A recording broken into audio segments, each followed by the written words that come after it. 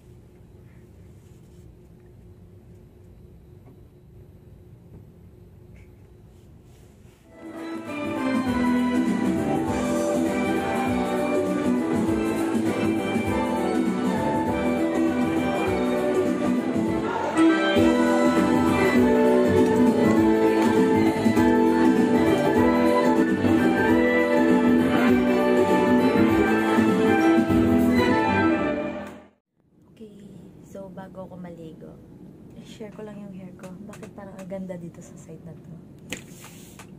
Pero pag dito, wala. Walang ganda. Pero pag dito, parang messy na. Magandang messy siya. Parang woke up like this. Ayun lang. Ligo na ako. Update. Bagong patches, sinati-hati ko na lang. Dalawa na. Luggage na naman today.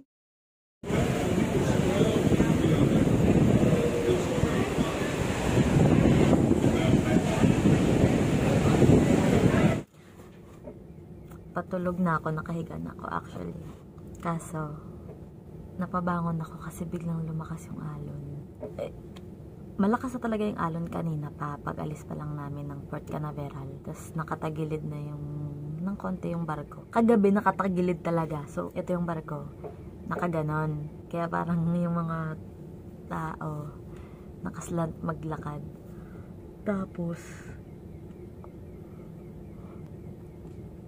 Tapos ngayon, sa Port Canaveral, nag-embarkation. Pag alis pa lang, ramdam mo na rin talaga yung alon na gumagano-ganon. Pati nga yung mga guests, tataka kung okay pa ba yung sitwasyon, parang ganon. Kasi ramdam mo talaga na gumaganon-ganon yung yung tinatayuan mo.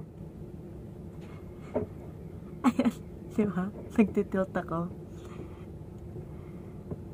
Hindi ko siya nasadya, hindi ko siya kinokontrol. Ayan, nagtitilt lang ako talaga. Tapos yun, maalon na talaga siya kanina pa. Tapos, nadidistract ako. Pero ngayon, kaya bumangon ako ulit, nag-video ako. Kasi, habang nakahiga ako, yung pakiramdam ko, gumaganon ako. Yan. Gumaganon yung pakiramdam ko. Nadidistract ako kapag yung alon. Nakakalimutan ko yung mga iba kong gustong sabihin. Kasi natatawa ako. Ano pa ba? Ayun lang siguro. Ito pala yung pa ako na sprain kanina. Ito, dito. Parang naipit yung ugat. Kasi nag-luggage kami. Ewan ko siguro sa pagod. Wala kasi talagang day off eh. Tapos nakatayo ng 12 hours. Tapos yun, habang naglalakad. Para siyang na-sprain. Tapos yung ugat naipit. So hinihilot-hilot ko. Tapos ginaganon-ganon ko yung joint. Tapos maya-maya, nasakit na naman. Lalo pag yung bigat nandun sa ditong part.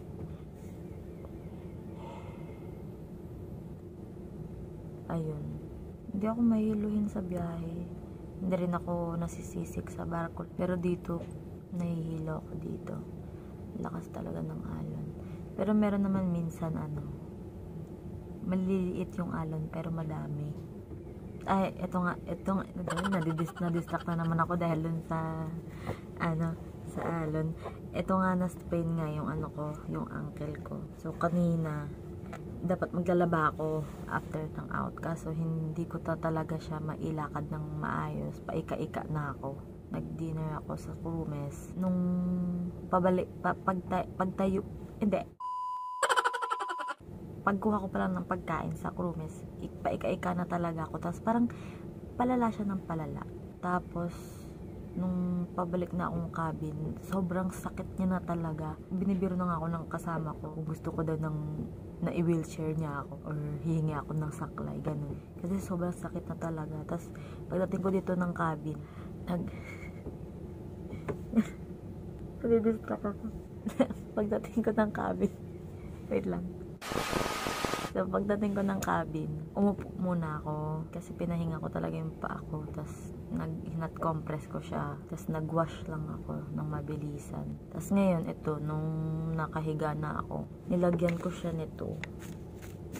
Asan na yun? Nilagyan ko nito. Ayan. Kating ko. Tapos, sinilot-hilot ko siya ulit dito banda. Pero, kanina bago ko umakyat ng kama, nag-stretching ito ako nung konti.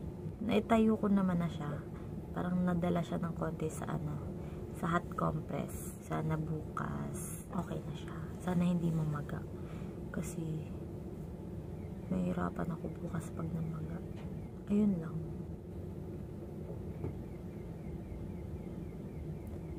Promise, hindi ko talaga sinasadya. Hindi ko siya kinokontrol yung katawan ko. Doon talaga papunta yung bigat ng katawan ko.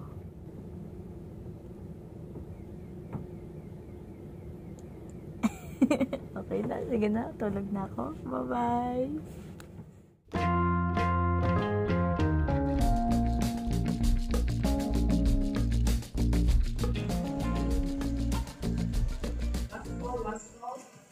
Last call na daw. Ito na yung akin. Sino magbobola? Skipping din. O fan squad? Buti na lang may dala din akong ganyan. Yung ganyan na. Ito. May dala din ako.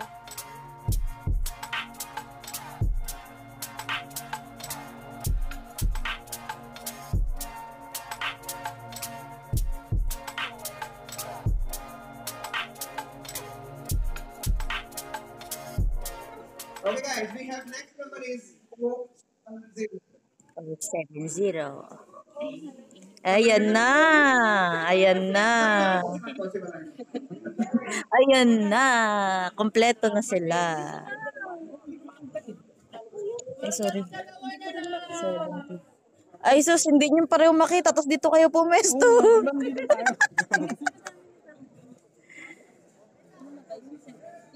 G70. 70.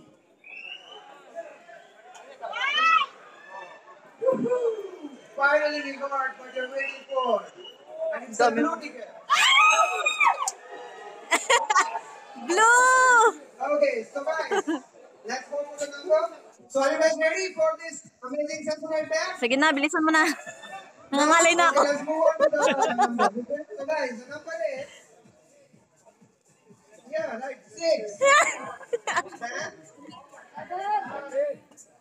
7, then 1, 5, 0, 3, Sino yun? 6, 7, 1, 5, 0, 3. Wala! Bunot ulit! Wala! Blue ID is 494048. Ah, I found you. Ay, si Sel! Ay, oo nga! Sakto pala, no? Sakto, may maleta. Pinapauwi ka na, Sel! Woo! Blue na naman! Okay, so number is 6, 7, 0, 9, 8, 8. Sino yan? 6, 7, 0, 9, 8, 8. Magpakit. Ah! Housekeeping ulit?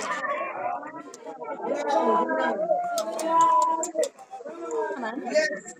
Puro housekeeping na nanalo sa rapon.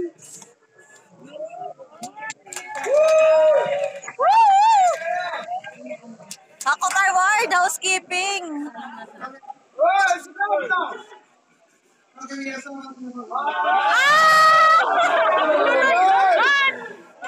are getting PS5 with the blue ticket. Yes. 0, 6, 5, 1, 2, 3. Go! 0, 6, 5.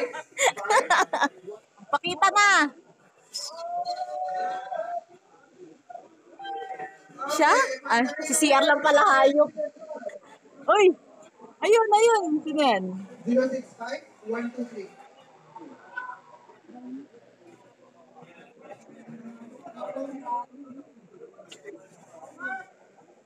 Okay, congratulations for PS5. Tapos sa babado. It's G50. G50. It's G50. Nanti ko mag-i kawan tayo ng hari. Di ba ni Marcus?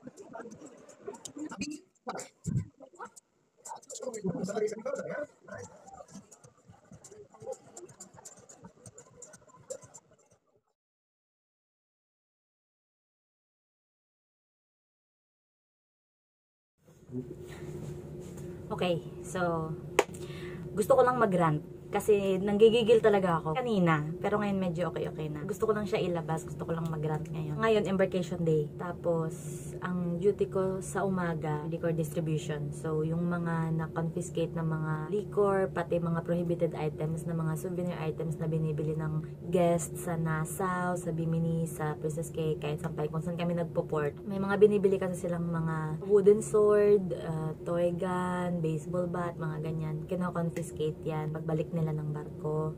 Tapos, ibibigay, i-claim nila yan sa debarkation. So, yun, ako yung sa distribution nga, no, ng mga liquor and prohibited items, 6 a.m. to 8 a.m. Tapos, morning break, yan. Tapos, after ng morning break, sa deck 3 lobby naman ako. Yun yung anuhin ko, lilinisin ko, vacuumin ko yung lobby, tatrash out ko yung basura ng hotel director. Ano pa ba yung isa doon? Public health officer yata, and guest services, tsaka shore excursion. Tapos, sa shore excursion, babae yung ano doon, yung nandun, nung nag-trash out ako ng basura nila. Babae, taga Thailand. Tapos, in-offeran niya ako. Sabi niya, kung gusto ko lang ng chocolate. Sabi ko, sure. Tapos, may kinuha siyang chocolate, Cadbury. Siguro mga ganyan lang kalaki. Yan, medyo pa-rectangle siya. Yan, mga ganyan kalaki. Cadbury. Di natuwa ako kasi binigyan ako ng chocolate dahil lang nagtapon ako ng basura. Tapos, sabi ko, kainin ko mamaya kasi embarkation nga. Madalas pag embarkation talaga nagcho-chocolate ako kasi ang lunch break namin is 30 minutes lang. Tapos time back na siya. kinabukasan. So, yun, nilagay ko siya sa bucket ko. Hindi ko muna siya nilagay sa bulsa kasi, mag-ano siya, yung parang matutupi yung chocolate, tas baka matunaw, ganyan. So, sa bucket ko siya nilagay dun sa dry part.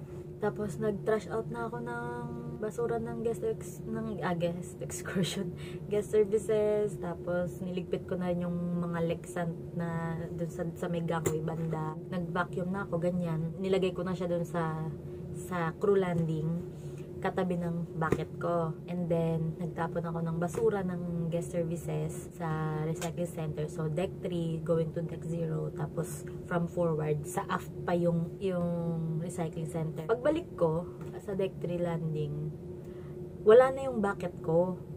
May kumuha ng bucket ko. Pero yung mga gamit ko, nilipat sa isa pang bucket. Hindi ko alam kung kaninong bucket yon. Pero may bucket din kasi doon na may nag-iwan din. Nung nagtapon pala ako ng basura sa recycling, nakasalubong ko yung Pinay na manager, retail manager ng parang candy store dito. Tapos sabi niya kung gusto ko daw ng donut. Di sabi ko, sige po. Inabot niya sa akin, dala niya na pala. Akala ko mamaya niya ibibigay na parang, mamaya nang pupunta ako sa candy store, ganun, may donut siya doon. Dala niya na pala, so inabot niya na rin agad sa akin. Kaya nung pagbalik ko doon sa crew landing, andun na sa isa pang bucket yung tubig ko, yung mga garbage bag kong nakarolyo pa na hindi pa nagamit, yung chocolate, andun. Tapos, nilagay ko muna dun yung donut. Tapos, tinakpan ko rin naman na para hindi makita. Tapos, pumunta ako sa deck 1 kasi tinago ko sa storage dun yung mga Lexant na lalagyan ng, yung para siyang drawer. 4 na siya.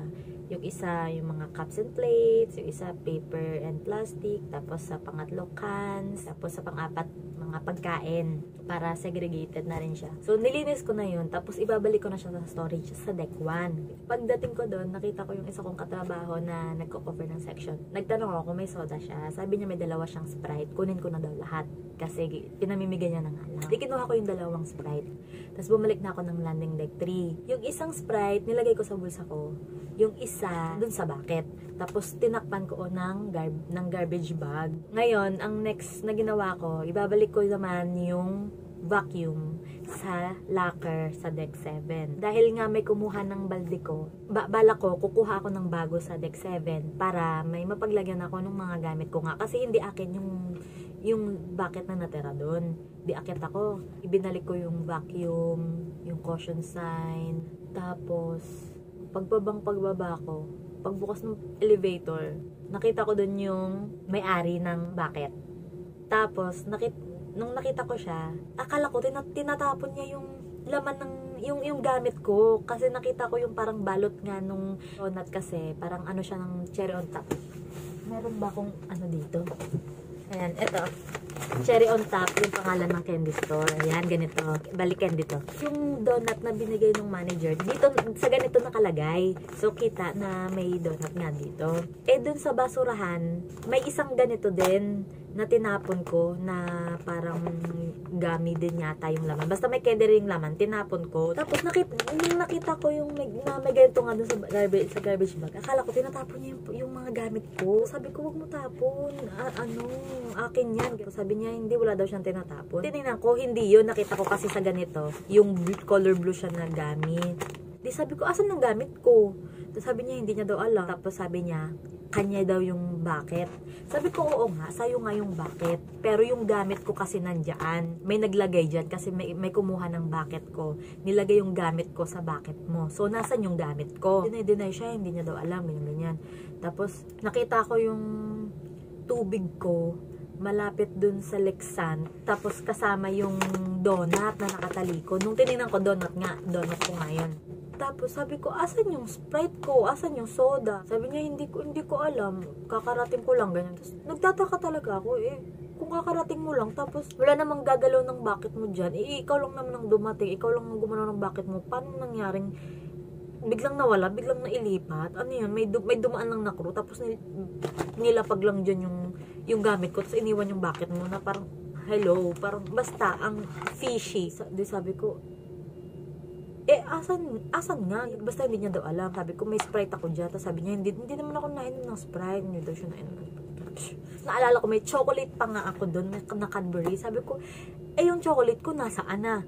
Sabi niya, hindi ko alam. Tapos pinakita niya sa akin yung balde niya ulit. Wala na doon. Syempre, mali ko ba kung kinain mo na o binulsa mo, dahil, no? Tapos nakita ko yung isang Sprite nga, na katabi ng Lexant. Yung malaking Lexant na pinaglalagyan ng mga dirty cups ng guest. Andun yung Sprite ko, pero bukas na. Siguro, nakalagok lang siya ng isa. Tapos, nakita niya, napabukas yung elevator. Kaya, naglasalasa yung person. Ayaw niya talaga umamin.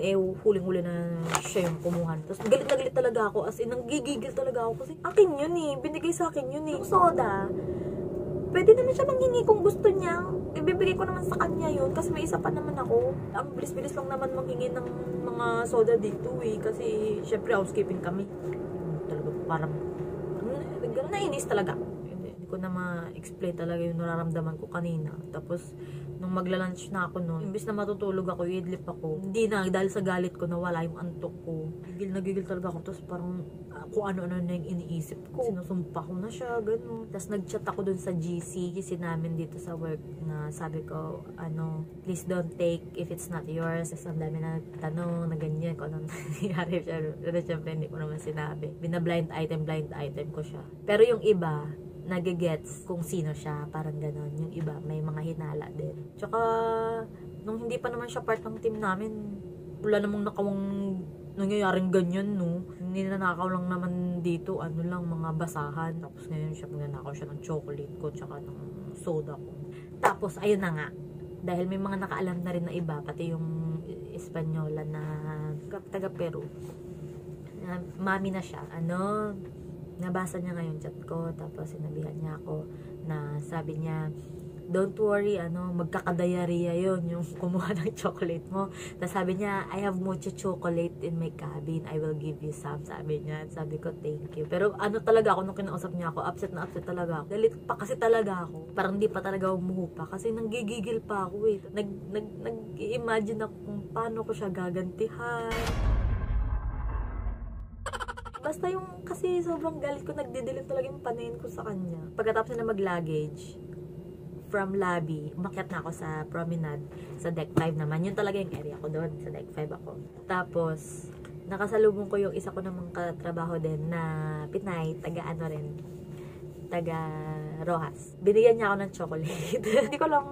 Hindi niya pa yata alam yung kwento. So, binigay niya sa akin to. Puno siya ng chocolate kanina.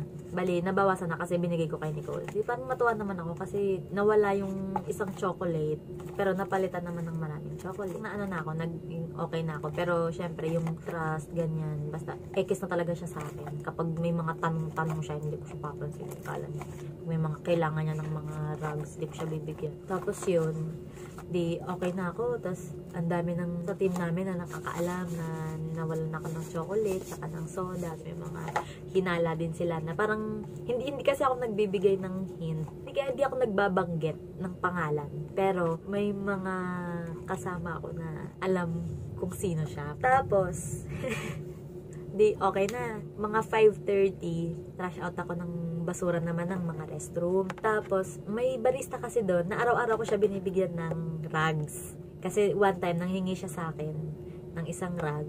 Tapos, binigyan niya ako ng kape. Ay, hindi niya pa ako binigyan ng kape nun eh. Basta, nanghingi siya one time sa akin ng rag. Tapos, parang araw-araw ko na siyang binibigyan. Kasi baka, para hindi na siya manghingi. Tapos, yun, binibigyan niya ako ng kape, ng chocolate, mga frap, yan, tapos milkshake. Tapos kanina, sabi niya, bibigyan niya daw ako ng milkshake. Ngayon, kasi hindi niya ako araw-araw binibigyan. Tapos sabi niya, ngayon bibigyan niya daw ako. Kung gusto ko daw ba ng milkshake, sabi ko, oo, sige, gusto ko. Sabi ko, balikan ko, kasi magtatapon akong basura. Tapos ngayon, kasi ang ginagawa niya niyan madalas, iniiwan niya dun sa gilid ng counter, malapit sa may telephone. Ngayon, nung dumaan na ako, ikatinginan kami, ngumiti ako sa kanya. Tapos natawa siya. Sabi niya, you know what happened? Gumawa nga daw siya ng milkshake. Tapos, nilagay niya nga daw doon. Tapos sabi niya, and then your friend, the black lady, ang partner ko doon, si Shat. Basta, Ang partner ko doon, pwede mo magitin yung pangalan. Basta yung partner ko doon, taga Jamaica. Siya lang yung, ano nga doon, siya yung tinutukoy niya. Tinapon daw ni Chanel. It was at this moment that he knew. He fucked up. Binanggit ko yung pangalan. Tinapon daw yung milkshake ko. Kasi akala nun, basura. Akala niya, iniwan na ng guest. Kasi madalas nag-iiwan yung guest ng mga drinks dyan na kahit may laman pa. Kaya tinatapon na namin. So, akala niya, wala nang may-ari nun, tinapon niya. Tapos sabi ko, I'm sorry. Kasi baka mamaya galit siya. Tapos sabi niya, okay lang daw. Sabi niya, give me 5 minutes, I will make another one. Tapos sabi ko, sige, balikan ko. Tapos pag kuha ko, ando na nga. Tapos siguro binabantayan niya na rin para hindi makuha. Tapos eto yun. Yan. So, meron akong chocolate. Meron akong milkshake. So, happy ako. Tapos ngayon, pumunta na ako sa nightclub para sa meeting namin. Kasi lagi kami may meetings. AM bago mag-start yung work. 9:30 after ng morning break. Tapos 1:30 after ng lunch break. Tapos 6 PM after ng duty. Di, punta na ako sa nightclub. Bit-bit ko na yung yung chocolate tsaka yung milkshake. Tapos nakita ko doon yung nagtapon. Tapos sabi ko sa kanya, be. The barista told me that you threw the milkshake. Tapos sabi niya, kanino ba yun? Tapos sabi ko, akin kasi yun. Tapos sabi niya, I'm sorry. Tapos sabi ko, hindi, okay lang. Sabi ko, she made another one. Ngayon, itong taga-Peru naman, dumating na rin. Kasi sa spa siya, naka-assign. Dumating siya, tapos niyakap niya ako. Akala ko anong klaseng yakap lang. Tapos inabot niya to. Tinutuon niya nga talaga na sabi niya, bibigyan niya ako ng chocolate. Binigyan niya nga talaga ako ng chocolate. Tapos sabi ko, all of this for me? Sabi niya, yes, I have mucho. Ganon sabi niya. I have a lot daw. Ganon. Sabi niya, but I don't know if you will like it. Sabi ko, I will like it, don't worry. Tapos sabi niya, I have a sample, sabi niya, you take, ano ba yung sinabi niya? Narurong grammar na ako dito kasi wrong grammar kasi lang lahat. Hindi ko na rin nagagamit yung kakapiranggot kong nalalaman sa English. English karabaw na rin ako magsalita. Sabi niya, you take one and try it. Tinry ko, B. Ang sarap talaga, B. Chocolate, tsaka caramel. Ang chewy-chewy niya. Tapos sabi niya, wag mong ubusin sa isang kain lang, ha. Tapos sabi ko, naman, titipirin ko to. Pagkatikim ko nito, si Jaja agad ang naalala ko. Kasi, chocolate and caramel. Wala, uy, ang dami naman. Ganito siya. Ang sarap niya. Ayun nga, chewy siya. Para siyang caramel yung loob. Tapos coated ng chocolate. Para siyang ano bang candy? Para siyang yema na binalutan ng chocolate. Basta, ano bang chocolate? Parang familiar din eh. May chocolate tayong ganito sa Pinas eh. Hindi ko siya hindi ko maisip. So, ayun. Okay na ako. Kanya na yung Cadbury na yun. Mabilaukan siya dun. May chocolate naman na akong kapalit. So, yun lang. Gusto ko lang ilabas yung galit ko, yung sama ng loob ko. Gusto ko lang i-share hanggat galit pa ako. Pero hindi na masyado. Kanina talaga. Nagigil talaga ako. Pero ngayon, medyo okay na ako kasi may mga chocolate na ako. Tapos may milkshake ako. Anong flavor ba tong milkshake na ginawa niya? Uy, strawberry. Sakto, may strawberry din akong straw dito. So, ang dami kong straw. Ayan, dalawang strawberry, dalawang chocolate, 3 lime. So, magdi-dinner ako kasi hindi ako nag-lunch. Yung donut ang kinain ko kanina, nakaw-nakaw lang na kagat-kagat lang. Wala ng break time eh. So, yun. Happy talaga ako. Chocolate ako. Yun lang. Bye-bye.